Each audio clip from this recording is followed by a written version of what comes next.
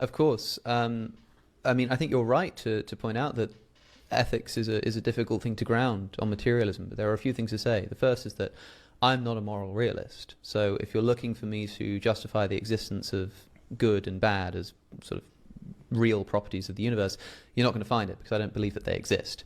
There are materialists who do think that objective ethics exists. And what I think we can learn from them is that I'm not sure how much the existence of God solves the problems that people find with grounding ethics on materialism. And really, it depends on exactly what you mean by ethics.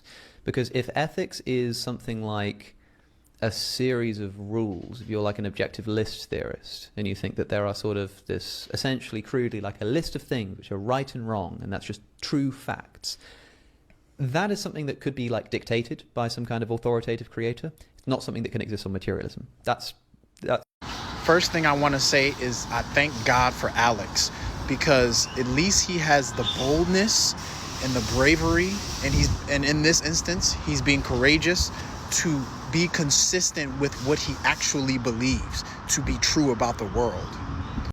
He is stating in this video and amongst other videos that I've watched of him that he does not believe in objective right or wrong.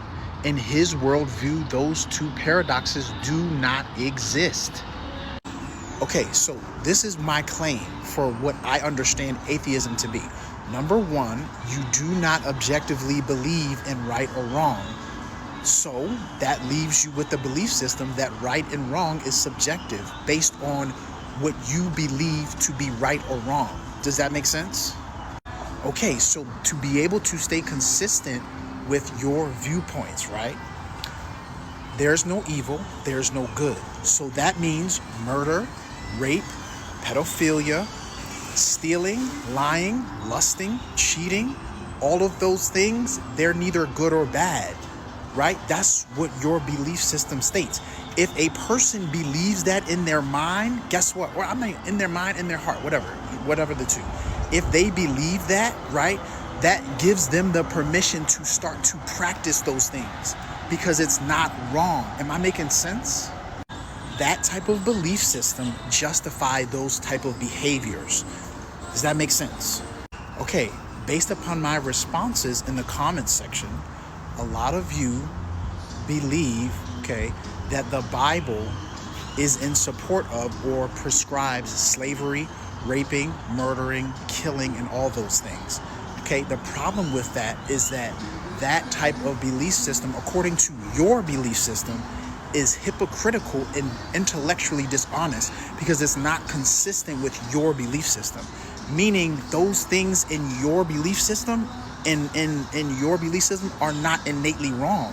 So how can you try to use a standard that comes from the Bible to judge the Bible and God by?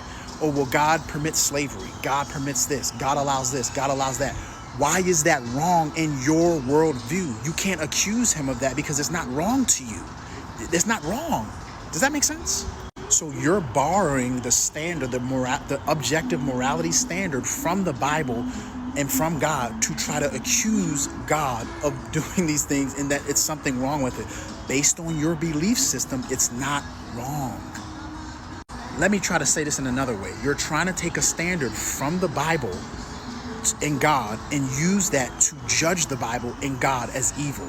That is hypocritical and is intellectually dishonest. However, actually, the fact that you are actually acting in a hypocritical manner actually further advances the biblical narrative, because what's going on is deep down inside, you know that what God, the Bible is true. You know that God exists. But because you have a persistent disdain and hatred for God, right? Because you're being convicted of your sin, what you do is you rant and rave against God because you're upset.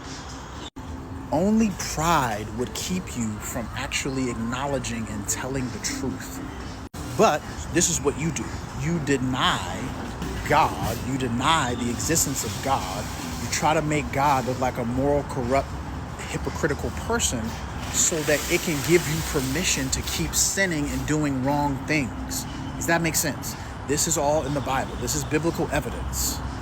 So thank you, Alex. I know that I'm going to get backlash from doing this video because you cannot go against this. This is just foundational truth, but I know I'm going to get backlash, so please, I welcome it. Come on. My final point is this. Based upon your responses that you're leaving in the comments, what that shows me is that I understand your belief system better than you do.